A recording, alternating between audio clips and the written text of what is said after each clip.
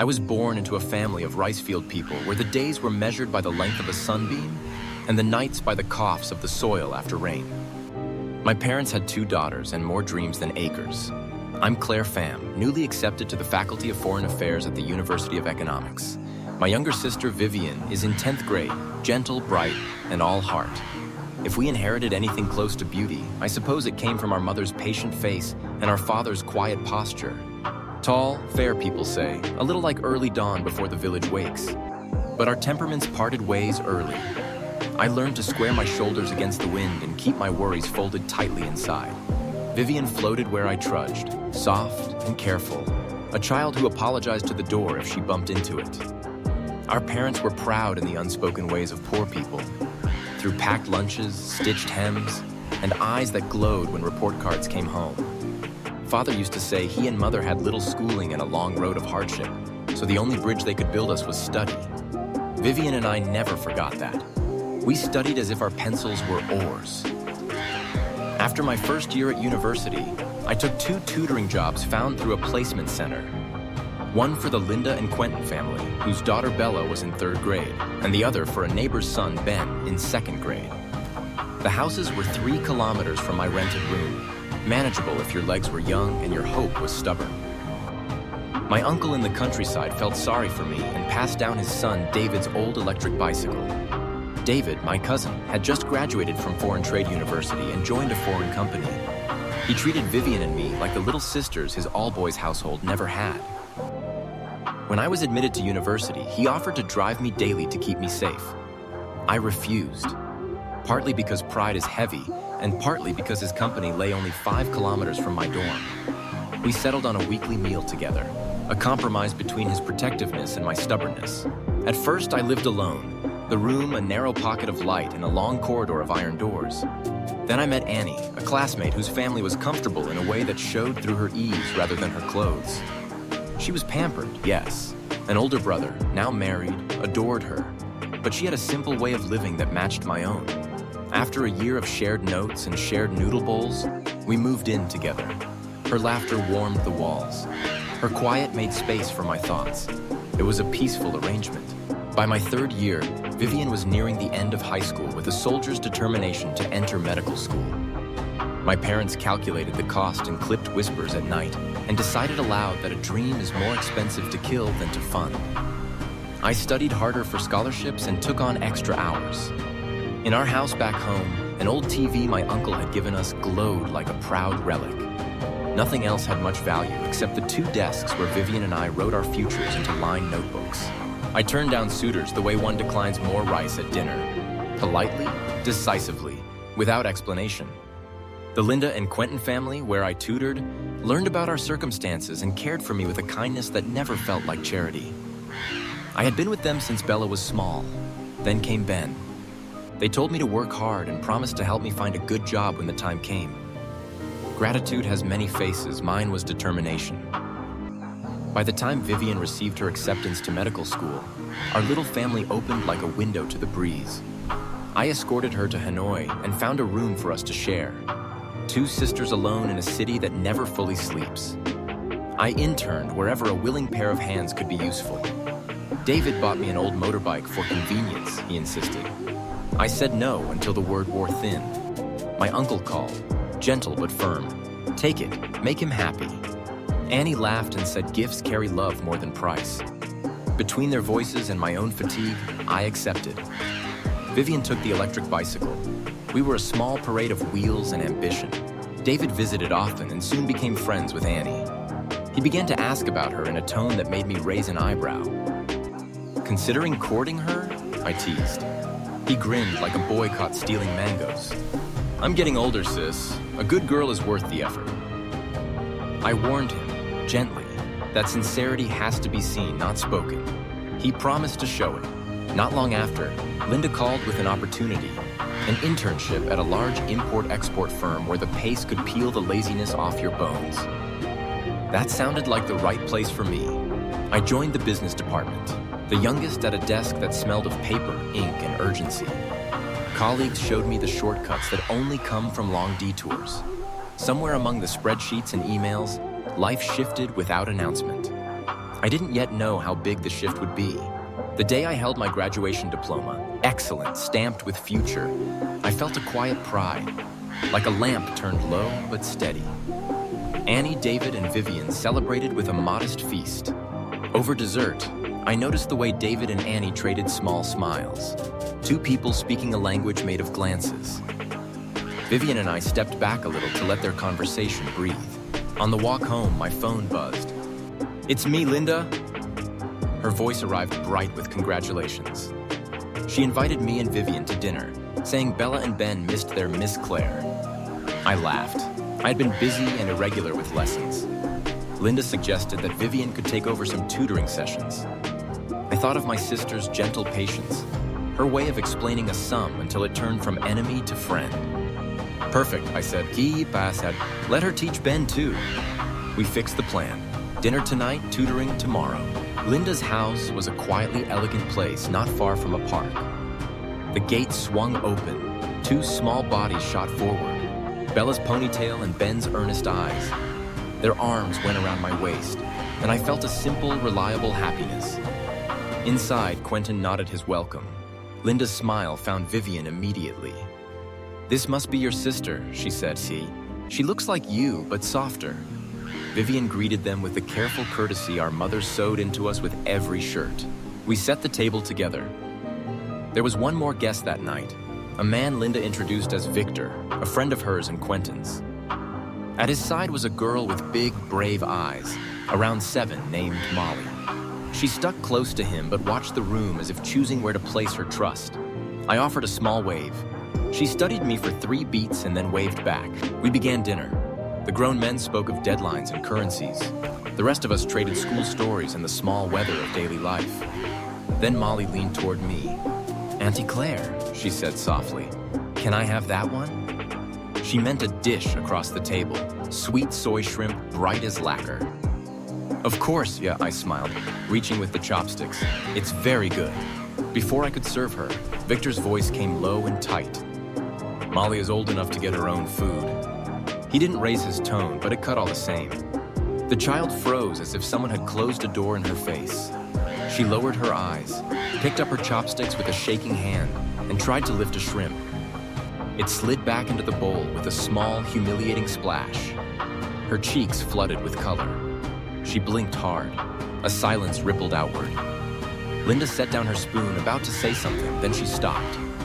Quentin glanced at Victor, then at the child. The father's jaw was set, perhaps by habit or fear of spoiling, I couldn't tell.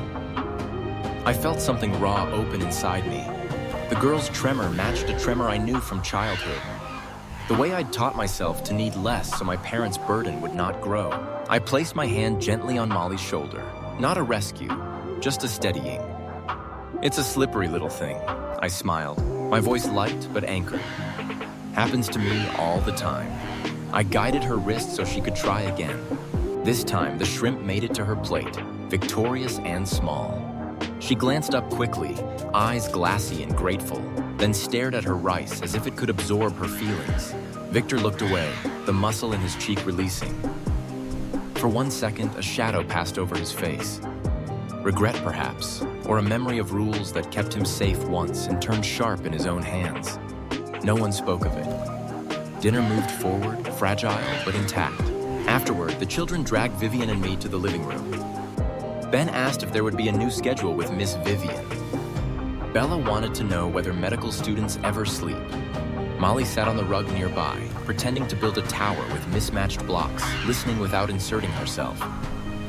When she finally caught my eye, she smiled with the shy triumph of someone who had crossed a river and was still damp on the far bank. On the way out, Linda touched my arm. "You have a way with kids, Claire," she murmured. "Especially the ones who are trying not to need anyone." I shrugged, embarrassed. "Maybe I recognize the look," I said. We both glanced toward the doorway where Victor stood fastening Molly's coat. He thanked us for dinner, polite, distant, the posture of a man holding too many things that cannot break. That night, walking home with Vivian, the city air smelled faintly of diesel and jasmine tea. My sister looped her arm through mine. "You were kind to that little girl," she said. "You were too," I answered. "You didn't even notice all the ways you were kind." She laughed softly. I just followed your lead. We crossed under a streetlight, its halo gilding the small dust in the air like confetti. The world looked the same, but something inside me had shifted. The awareness of a father's strictness that might be love poorly translated. The ache of a child who asked for a shrimp and received a lesson instead. And the strange feeling that my path had just touched a life I would not easily forget. At our door, Vivian squeezed my hand, and the night fell back into its patient rhythm. The hum of scooters, the clink of dishes from faraway kitchens, the city breathing. I set my keys down and thought of my parents, of David and Annie's new glances, of Linda's quiet house, and of Molly's small, trembling dare to ask for sweetness. I didn't know it yet, but a part of my story had already turned to face a new direction. Like a plant bending toward a window it didn't know was there until the light touched it. The next morning arrived with that faint haze unique to Hanoi. Half sunlight, half memory. I woke early, the hum of traffic below our balcony mixing with the low voices of street vendors calling out breakfast. Vivian was already up, tying her hair into a neat ponytail before heading to her classes at the medical university. Her quiet focus always calmed me. She pressed a small note into my hand before leaving. Don't forget to eat and call Mom. Dad's been coughing again. I stood for a long moment after she left, staring at the paper. The ink was still slightly damp where she had written again. That one word carried the ache of so many conversations we'd avoided with our parents, each of us pretending the other wasn't worried. I folded the note carefully, placed it in my wallet, and promised myself I'd call home tonight. At the office, my day slipped quickly into the usual rhythm. Emails, client meetings, the chatter of colleagues about quarterly goals. Yet something from last night stayed with me. I kept thinking about the little girl, Molly. There was a fragility about her that reminded me of my own sister when we were small, afraid to ask for anything for fear it might be too much. I didn't know why the image wouldn't leave me. Around noon, our department head, Ms. Hyen, leaned over my desk.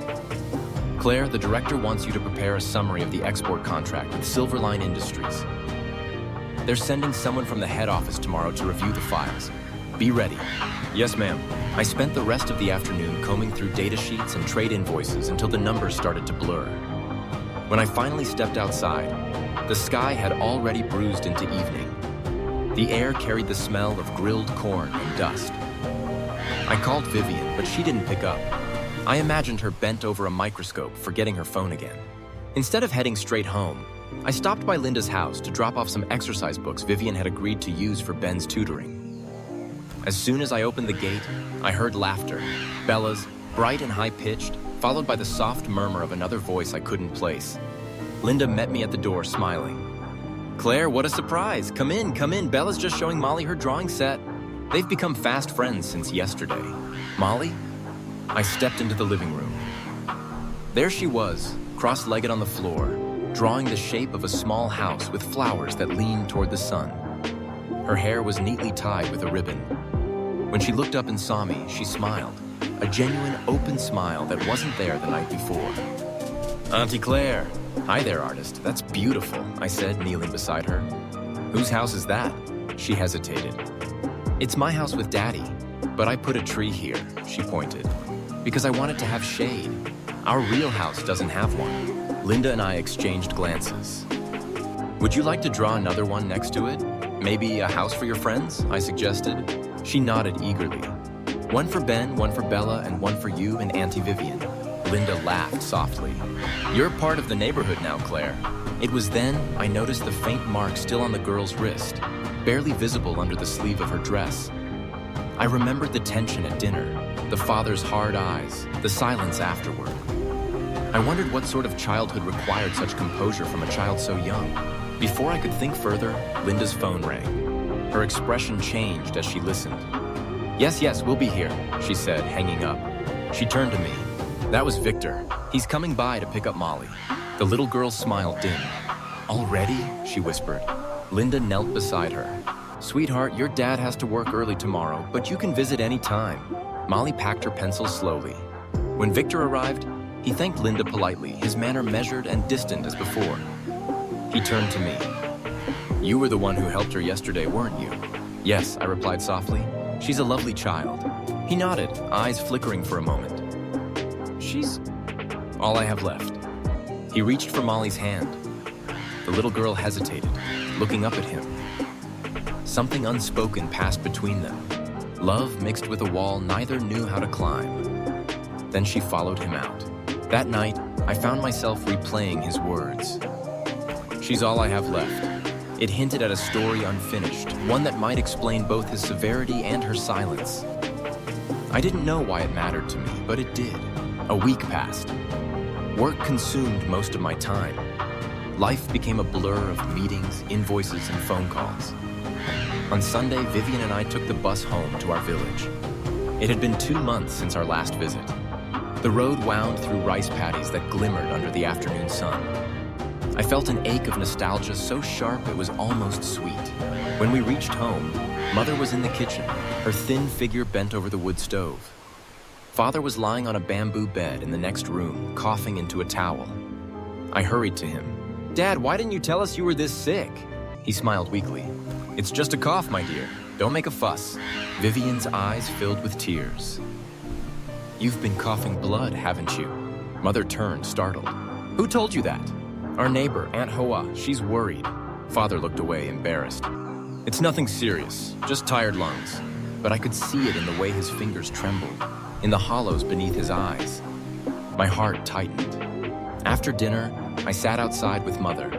The crickets sang from the fields, and the night smelled of lemongrass and smoke. "Mom," I said quietly, "we need to take him to Hanoi. Let's have a proper checkup." Mother's voice broke slightly. "The doctors already told us. It's late-stage lung cancer."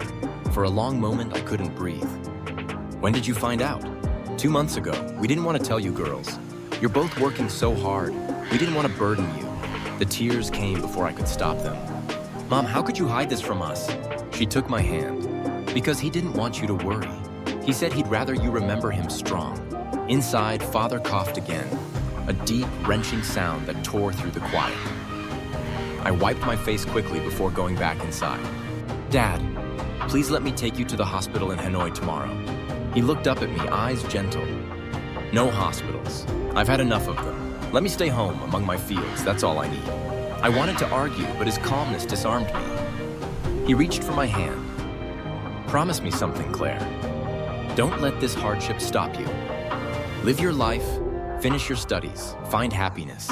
I want to see you in a wedding dress before I go." "Dad, don't say that." "Every parent's dream," he said, smiling faintly. "To know their child will not walk alone." I couldn't answer. Vivian was crying silently behind me. We stayed by his side until the candles burned low. That night I lay awake, listening to his labored breathing from the next room. Every exhale sounded like a piece of my heart breaking. I prayed to every god I could remember, Buddha, heaven, fate, begging them not to take him away yet. Morning came too soon. Mother urged me to return to work. "You can't lose your job now. We still need money for the medicine." I hated the logic of it, but I knew she was right. I promised to come home again soon and left with tears stinging my eyes. On the bus back to Hanoi, Vivian sat beside me, silent. When the sun rose over the fields, she finally spoke. "He's not going to last long, is he?" I looked straight ahead. Let's not say that. But deep inside, I knew the truth. Some things are already written in the way someone's hands tremble when they reach for yours. Back in the city, everything felt too fast, too alive. I went to work, smiled when I needed to, and functioned like a machine. At night, I lay awake imagining the smell of smoke from home, the sound of Father's cough echoing down the hallway. One evening, David called. "Claire, I heard about your dad. I'm so sorry. Is there anything I can do?" "No, thank you." I said, I said, my voice thin. "Just pray for him." He paused, then said gently, "You've always been strong, but you don't have to carry everything alone." After the call, I sat by the window, watching the streetlights blur in the drizzle. Maybe he was right, but I didn't know how to be anything other than strong. I had been raised to hold things together, not let them fall apart. I closed my eyes and whispered into the night, "Dad, please wait for me, just a little longer." Outside, the city hummed indifferently. Inside, my heart whispered against the ticking of the clock, counting the moments left before everything changed. A week later, I returned home again. The air smelled of wet earth, the kind that clings to your shoes and memories alike. My father had grown weaker. His voice was barely more than breath when he greeted me. I sat beside his bed, feeding him spoonfuls of porridge. His hands trembled as they reached for mine, thin veins mapping years of work and sacrifice. "Claire," he whispered, "don't cry. I've lived a full life. I've seen both my daughters grow into good women. That's enough." I wanted to argue, to tell him that enough was never enough when it came to love, but my throat burned too much to form words.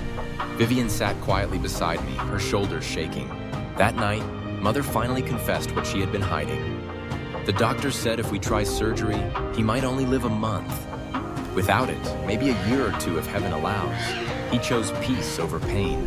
I stared at her, the weight of helplessness pressing against my ribs. "So we just watch him fade?" She looked away. Sometimes, love means letting go gently. The house felt smaller that night. Every creak of the bamboo bed sounded like time folding in on itself. I sat outside until dawn, watching the horizon blush pink, and wondered how people ever survived the slow heartbreak of losing a parent while pretending to be brave. The following morning, Father asked to sit in the yard. Vivian and I helped him outside. The sun was soft and the fields shimmered with dew. He looked at them the way an artist might look at his last painting. "Claire," he said, "Petahat," his voice low but steady. "Promise me something." "Yes, Dad? When the time comes, don't waste your youth on grief. Marry someone who will love you, who will care for you when I no longer can." "Don't talk like that," I said, holding his hand tightly. He smiled faintly. "A father's heart has to prepare. I just want to see you happy before I go." His words stayed in my chest like a stone. That night, as I helped him lie down, he said softly, "Maybe you should bring that young man, the one from your office, the banker. Let me meet him." I froze. I hadn't told him much about Hung, only that he was kind and persistent. I had never been in love with him, but I respected his heart. And maybe respect was enough. "Dad," I whispered, "he wants to meet you too. I'll bring him soon." He smiled and drifted to sleep. I sat there until his breathing evened out, counting each rise and fall of his chest like a fragile promise. The next day, I returned to Hanoi. I met Hung at the cafe near the office. He stood when he saw me, concern flickering across his face. "Claire, you look pale. Is your father worse?" "Yes," I said quietly. "He doesn't have much time left." He reached across the table, his hand covering mine. "Let me go with you next week. I want to meet your parents." I hesitated. "Why?" "Because," he said simply, "I love you. And if your father wants to see you in a wedding dress before he leaves, then I want to be the one standing next to you." Tears welled up before I could stop them. "You don't have to say that out of pity." "This isn't pity," he said firmly. "I've loved you since the day you walked into the bank with that pile of documents and forgot your umbrella. You looked like someone trying to hold the whole world together. I just want to help you hold it." His words broke something inside me, a resistance I didn't know had hardened there. Maybe love didn't always start with thunder or sparks. Maybe sometimes it was quiet, like a promise whispered in the rain. That evening, I told Mother about his proposal. She was silent for a long moment, then nodded. "Your father would be happy to see you cared for. But Mom, I don't know if I love him yet." She smiled sadly. "Your father and I didn't either, not at first. Love grows when two hearts stay, not when they run. Sometimes, duty comes before feeling, and feeling comes after." So I said yes. The following week, Hung came to our house. Father was sitting up, propped by pillows. When Hung walked in, he stood shakily, insisting on greeting him properly. "This is the man you spoke of?" Father asked, smiling faintly. "Yes, Dad." Hung bowed respectfully. "It's an honor to meet you, sir." Father's eyes softened. "A good heart recognizes another good heart. Take care of her for me." "I will," Hung promised, voice trembling. That night, as I sat beside Father, he squeezed my hand. "You've made me the happiest man today," he whispered. "Now I can rest easy." 3 weeks later, he passed away. The world fell silent. The morning he left, the sky was too clear, the air too still. Vivian screamed his name, and I could only kneel beside him, clutching his hand that had already grown cold. "Dad, you promised to wait," I cried. "You said you wanted to see my wedding." But in my heart, I knew he had already seen it, in his imagination, and maybe that was enough for him. The funeral lasted 3 days. Neighbors came, old friends, colleagues from the company, even Linda and Lon. the house filled with flowers and incense smoke that blurred faces and memories alike. Vivian fainted twice from exhaustion. Mother moved like a ghost between guests. When everyone had left, the silence that followed was unbearable. It was as if grief had emptied the world of sound. 2 days later, I sat by Father's altar, lighting a stick of incense. "I'll keep my promise," I whispered. "You'll see your daughter wear that dress, even if it's only in heaven." A month later, Hung and I were married. It was a small ceremony, quiet, respectful, attended by family and a few close friends.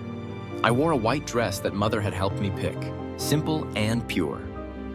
When I looked in the mirror, I didn't see a bride in love. I saw a daughter fulfilling a wish. Hung was gentle throughout, his eyes full of warmth. "You don't have to smile if you're not ready," he whispered before the ceremony. "Just hold my hand." So I did. Everyone congratulated us. Vivian cried during the vows, her tears soft as rain. Afterward, as we took photos, she whispered, "Dad would be proud." I nodded, but pride and sorrow had become indistinguishable to me. After the wedding, I moved into Hung's family home. His father, Mr. Hung, was kind and calm, a retired official with a gentle sense of humor. His mother, Mrs. Nhan, was polite but distant, her eyes sharp as if constantly assessing whether I truly belonged. During the first week, she rarely spoke to me except to comment on small things, the way I folded clothes, the way I seasoned soup, the way I walked. "Women should move lightly," she said once. "You walk as if carrying stones." I smiled faintly. "Maybe I am." She frowned, not understanding. Despite the tension, Hung was patient. He defended me whenever she criticized. His kindness was my refuge in that house of unspoken expectations. One morning, a week after the wedding, as we sat down for breakfast, Mrs. Nan said abruptly, "From tomorrow onward, you should come home early to cook. A wife should take care of her husband's family." Before I could answer, Hung intervened. "Mother, Claire's work ends late. Let the housekeeper cook." His mother's lips thinned. "Housekeepers are for cleaning, not for replacing the daughter-in-law." I lowered my eyes. "It's all right, Mom, I'll manage." Afterward, in our room, Hung apologized. "You shouldn't have to do this." "It's fine," I said quietly. "I've cooked for others all my life. I can cook for us too." He hugged me from behind. "You're too good, Claire." I wanted to tell him that goodness isn't always a virtue. It's just a way of surviving. But I stayed silent. That night, as I washed the dishes, I looked out at the dark yard where fireflies blinked among the grass. Somewhere beyond the wall, someone was burning paper offerings, their smoke rising like prayers. I thought of my father, of the promise I'd made, and of the strange truth that sometimes love begins not with desire, but with sacrifice. And in that quiet kitchen, with soap bubbles on my hands and tears threatening to fall, I whispered to the night, "Dad, I'm keeping my promise, but please, wherever you are, help me learn to love this life." The silence that followed was so still, I could almost imagine his voice carried in the wind, calm, warm, and proud. The first months of marriage passed like water slipping through my fingers. Quiet, obedient, without shape. On the outside, life seemed smooth. I went to work each morning, came home before dark, prepared dinner, and smiled when expected. Yet beneath that rhythm was a silence that felt heavier each day. Hung was kind in the way a steady flame is kind. Never harsh, always present. He drove me to work, remembered my coffee order, and texted to ask if I'd eaten lunch. But when he came home at night, exhaustion drew curtains across his eyes. The spark that once flickered between us dimmed under the weight of routine and expectation. His mother, meanwhile, measured my every movement. The more polite I tried to be, the more she seemed to search for fault. If the rice was too soft, she sighed. If the floor wasn't shiny enough, she clucked her tongue softly. "You were raised poor," she said once, not cruelly, but with a distant pity. "You don't know the ways of a proper household yet." I bowed my head and answered, "I'll learn." That night, when I told Hung what she said, he frowned. "She doesn't mean harm, Claire. She's just old-fashioned." "I know," I said, "but old-fashioned words still sting." He reached for my hand but didn't quite know what to say. I learned to wake earlier, to cook breakfast before anyone stirred, to pack lunch for Hung, to iron his shirts until every crease vanished. I told myself this was how daughters-in-law proved worth. Yet each act of service took a small piece of me. One evening, I was folding laundry when the doorbell rang. Hung was still at work and mother-in-law was in the garden. I opened the door and froze. Standing there was Victor, the man I'd met at Linda's house months ago, the father of the little girl, Molly. He looked tired, his once smooth expression carved with worry. "Claire," he said softly, "I'm sorry to come unannounced. Linda gave me your address. I needed your help." "My help?" He hesitated. "It's about Molly." My heart tightened. "Is she all right?" "She's fine physically," he said, voice low. "But she's been having nightmares, and lately she's refusing to speak at school. Her teacher says she sits alone for hours." I gestured for him to come in. We sat in the living room, the ticking clock between us. "She misses her mother?" I asked gently. He nodded, eyes clouded. "Her mother passed away 2 years ago, a car accident. Since then I've tried to give her structure, discipline, but maybe I've been too strict. You saw it that night." I remembered the dinner, the way he'd scolded her for asking me to help, and the child's trembling hands. "She's still grieving," I said quietly. "Children don't always understand loss. They carry it like a heavy secret." He looked at me then, really looked. "You speak like someone who's lost too." I smiled faintly. "I buried my father a few months ago." Something softened in his gaze. "Then you understand." He hesitated, then asked, "Would you spend some time with Molly? Maybe talk to her? She listens to you." I thought of the little girl's shy smile. "Of course, I can try." When Hung came home that night, I told him about Victor's visit. He was quiet for a moment. "You're too kind, Claire, always taking on others' pain." "I just don't like seeing children suffer," I replied. He smiled faintly. "That's one of the reasons I married you." But later, I wondered if kindness alone could sustain a marriage. The next afternoon, I met Molly at a cafe near her school. She looked smaller than I remembered, her eyes heavy with sleeplessness. "Hi, Molly," I greeted softly. "What are you drawing?" She showed me her sketchbook, a picture of a house with no doors, only windows. "It's pretty," I said. "But how do people go inside?" She shrugged. "They don't. It's safer that way." The words sliced quietly through the air. I took a slow breath. "You know, sometimes it's okay to open a door. Some people come in just to bring light." She looked up, uncertain. "Do you believe that?" "I do," I said, though part of me wasn't sure anymore. Over the next few weeks, I began visiting her every Saturday. We'd paint, feed birds by the lake, or simply talk about small things. Her laughter returned slowly, like a flower learning the sun again. Victor would thank me each time, standing a little farther away as if afraid gratitude might turn into dependence. Sometimes he'd stay and talk. He told me about his work, how he'd buried himself in long hours to numb his grief. I listened because I knew what silence after loss sounded like. One afternoon, as Molly chased pigeons near the park, he said quietly, "You remind me of my late wife. Not in looks, but in the way you listen." She used to say people don't need answers. They just need someone to stay while they figure it out. I smiled, uncomfortable. "She sounds like a wise woman." She was. He looked at the sky. "She used to hum when she cooked. The house has been quiet ever since." The way he said it carried both love and sorrow. Two ghosts living in the same heart. I said nothing, afraid any word might sound like pity. That night back home, I found Hung waiting on the couch. "Where were you?" "At the park, with Molly and her father. I told you about it." He frowned slightly. "I thought you said it was just tutoring." "It is, in a way. The girl needs company, not lessons." He exhaled, trying to keep his tone even.